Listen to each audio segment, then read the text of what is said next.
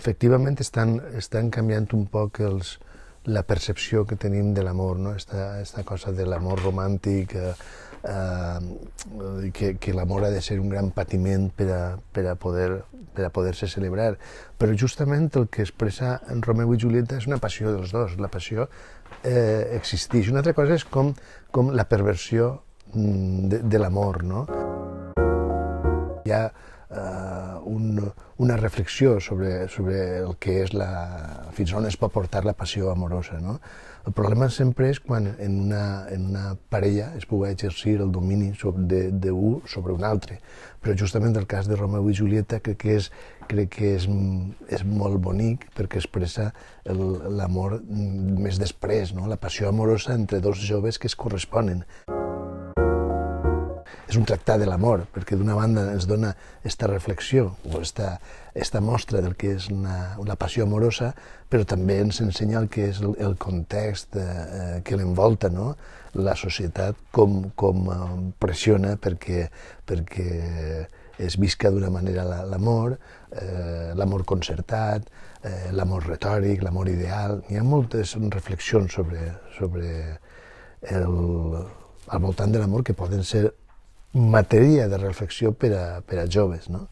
Que viuen la seva passió amorosa, però que també poden reflexionar sobre les coses que hi ha al voltant, no? Sobre el que és la societat, no? Que a vegades és un motiu de dissensió, que busca el conflicte, no? L'interessant en Shakespeare també, en Romeu i Julieta, és que encavalla aquesta anècdota del que és la parella que té la seva vivència amorosa dins d'una societat que està enfrontada, no? Dos famílies, però que en el fons representen a una societat enfrontada.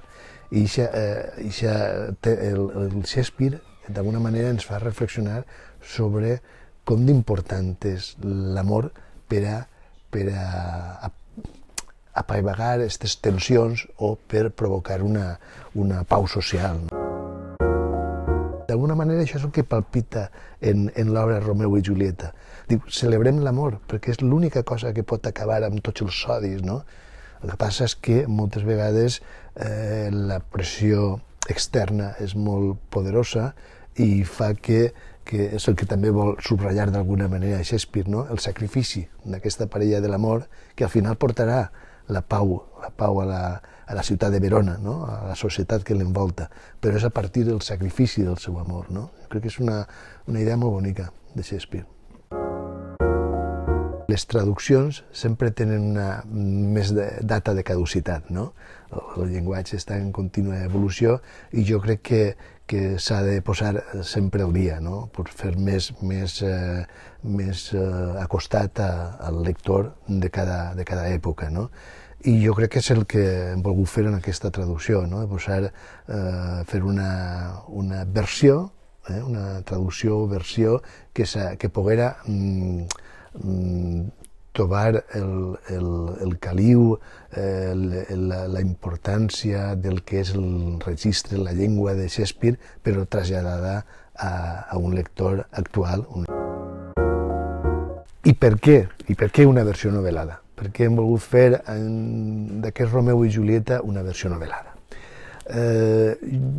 La resposta és molt senzilla, d'alguna manera per acostar més al lector que no està potser acostumat a una lectura teatral, no? Vull dir, una lectura més íntima. Està clar que una versió canònica de Shakespeare s'ha de produir en els escenaris, no? Que és l'objecte principal, però hem volgut que poguera acompanyar més el lector en aquesta lectura que puga introduir els ambients, que puga introduir l'escenografia, encara que això ja està molt en el text de Shakespeare, perquè el Romeu i Julieta es produeixen al Teatre Isabelí, on no hi ha grans escenografies i moltes dels contextos s'introdueixen a través del diàleg. El que he volgut fer és més plana, no? Un acostament al lector de l'obra de Shakespeare, respectant sempre el que és l'essència del Romeu i Julieta. És el teatre, Lògicament trobaran els lectors la musicalitat de les rèpliques, el diàleg, diferents registres dels personatges, perquè la màgia de Shakespeare és que a través de la manera en què parlen els personatges ens introdueix en la seva psicologia. Jo crec que és una sàvia manera de retratar un personatge, no? A través de la manera en què com parla, no? I en això Shakespeare és molt virtuós.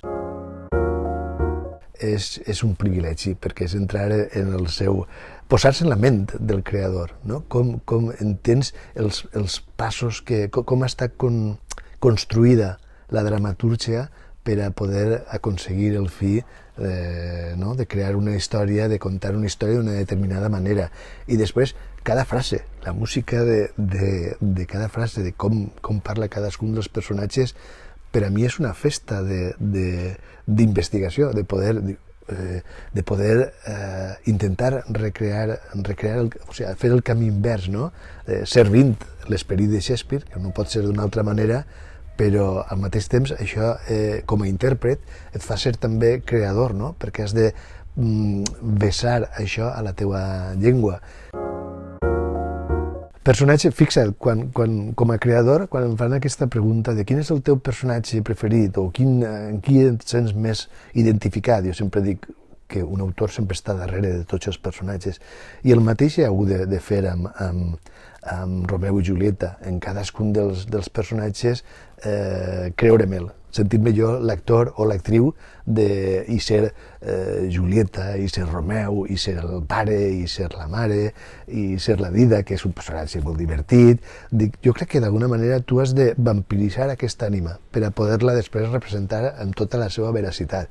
Però si em demanes una cosa, en fi, allà, la cirereta, per a mi és els parlaments de Mercutio, que són una bellesa retòrica i que m'ha costat moltíssim de trobar la manera de reproduir-la, perquè són d'una bellesa, d'una riquesa extraordinària, no? Al final, llegir Romeu i Julieta o qualsevol peça clàssica, què és això? Vull dir que és viure coses que nosaltres, en la vida quotidiana, amors tan apassionats, situacions d'una gran crueltat o situacions de conflictes molt greus, potser no viurem en la vida situacions així, però d'alguna manera es converteixen en una vacuna per a nosaltres, no? És a través de la ficció que dius, ostres, ens donen armes, la lectura d'aquestes obres ens dona armes o ajudes per a poder viure les nostres tragèdies i aventures i amors quotidians, no? Romeu i Julieta és una lectura molt adient per als joves, perquè expressa en un moment de transició, de canvi, no? En què estàs interrogant-te sobre moltes coses, sorgeix també una vivència extraordinària que tenim tots, no? Que és el primer amor, no? La manera de relacionar-nos amb els altres, i jo crec que en aquest sentit és una lectura recomanable per als joves. Indubtablement té tants valors que després la pots llegir d'adult i dius, caram, així bateguen més coses, no? No és simplement la relació dels joves, sinó que n'hi ha més profunditat, no? Hi ha més calat. Però jo crec que és una lectura que, d'alguna manera, és molt orgànica entre els joves. Vull dir que és expressa la seva vida de cada dia, el que estan sentint, no? No saps en quin punt t'arriba cau un llibre a les teues mans, però sempre és important, sempre trobes un llibre que produeix com un clic, no? I per això és important el que comentaves, no? De la figura del boca-orella, que es produeix a vegades per un prescriptor, per un bibliotecari, per un professor, per un pare, per un company o una companya que diu, escolta, he llegit una cosa i m'ha fet volar, perquè en definitiva hi ha una cosa que no hem d'oblidar. La recomanació d'un llibre no es pot produir mai per dir en fi, hi ha una cosa que no enganya. Tu pots dir, este llibre l'has de llegir perquè és molt important. Bé, això és una frase, però el que no enganya és l'entusiasme de dir llista això a mi m'ha transformat la vida, vull dir, m'ha fet volar, m'ha fet exprimir, dic, però això s'ha de veure, vull dir, l'entusiasme contamina, contagia entusiasme, i no hi ha una altra, no? Bé, dic, una cosa que per a mi és destacable i bueno, crec que mereix en fi, que aparega realment el llibre en portada, no? Que sigui el protagonista. Jo crec que una de les coses que més m'agrada de l'edició que ha fet Andana és el treball de l'il·lustrador, de Fernando Vicente, el treball interior de tots els capítols, les il·lustracions, és magnífic, i després la portada és realment colpidora, expressa, jo crec que és el sentiment de l'amor més profund de Romeu i Julieta, una cosa molt canyera, no? Es veu la passió en el seu exponent màxim, i és el que vol representar Romeu i Julieta, aquest clam de llibertat, no? És com una parella, la tornem a veure, no? Com una parella que es reivindica sobre la resta de la societat, que volen viure el seu amor en plena llibertat. I bueno, espero que tots vosaltres la gaudiu tant com jo he gaudit fent la versió.